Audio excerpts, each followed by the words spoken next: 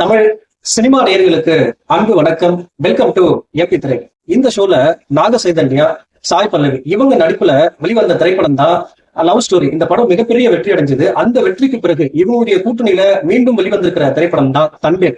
மிகப்பெரிய எதிர்பார்ப்புகளுக்கு மத்தியில் வெளிவந்திருக்கிற இந்த திரைப்படம் ரசிகர்கள் மத்தியில் எதிர்பார்ப்ப பூர்த்தி செஞ்சதா இல்லையா?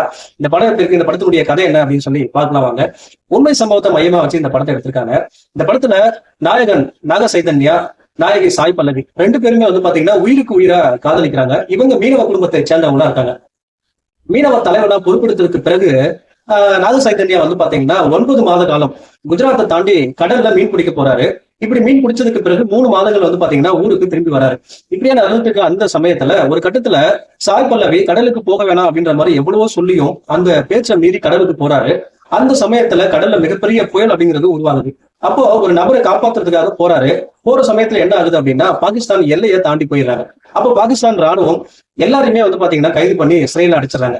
பாகிஸ்தான் சிறையில இருந்து இந்தியாவுக்கு மீண்டும் சாய் பல்லவிய கரம் பிடிச்சாரா இல்லையா அப்படிங்கிறதா இந்த படத்தினுடைய மீதி கதை. இந்த படத்தை பத்தி ஆலோசனை அப்படின்னா, இந்த படம் நாயகன் நாக சைதன்யாவுக்கு சில தோல்வி படங்களுக்கு பிறகு இது ஒரு சரியான கம்பேக் படம் அப்படின்னு சொல்லலாம். இந்த படத்துல மீனவ தலைவனா ஒரு கலைக்கிருக்காரு நாக சைதன்யா.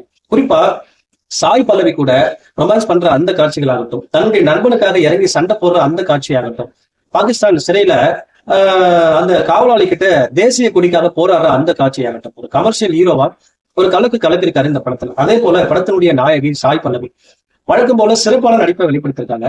குறிப்பா சமீபத்துல வெளிவந்த அந்த அமரன் படத்தை ஞாபகப்படுத்துற மாதிரி இருக்கு அவங்களுடைய பர்ஃபார்மன்ஸ் எல்லாமே. அதே போல இவர் தன்னுடைய பேச்சை மீறி போனதால பாகிஸ்தான் சிறையில அடைப்பட்டிருப்பாரு நாயகன். சோ அப்ப கூட பாத்தீங்கன்னா தன்னுடைய பேச்சை கேட்காம போனதுனாலதான் இப்படி ஆச்சு அப்படின்ற மாதிரி அவர்கிட்ட பேசாம கோபமா இருக்கிற அந்த காட்சிகள் எல்லாமே பாத்தீங்கன்னா சிறப்பான நடிப்பை வெளிப்படுத்திருப்பாங்க. முதல் பாதி பாத்தீங்கன்னா காதல் ஆட்டம் பாட்டம் இப்படி போயிட்டு இருக்கு. 2ஆம் பாதி பாத்தீங்கன்னா இந்தியா பாகிஸ்தான் அப்படின்ற மாதிரி கதை போகுது. இது பாத்தீங்கன்னா ரோஜா படத்தை வேற ஒரு வருஷன்ல பார்த்த மாதிரியான ஒரு ஃபீல். குறிப்பா அந்த தேசிய கொடி வர அந்த காட்சி எல்லாமே பாத்தீங்கன்னா அப்படியே ரோஜா படத்தை ஞாபகப்படுத்துற மாதிரி இருக்கு.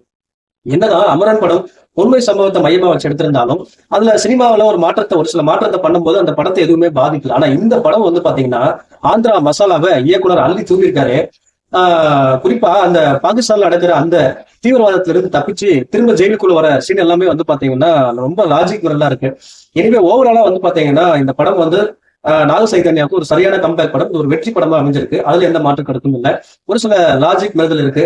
ஓவராலா பாத்தீங்கன்னா மசாலாவை இந்த படத்துல ஆட் பண்ணியிருக்காங்க. இது ஒரு உண்மை சம்பவத்தை மையமா வச்சு எடுத்த ஒரு திரைப்படம். ஆனா பாத்தீங்கன்னா மசாலா ஓவரா ஆட் பண்ணியிருக்காங்க.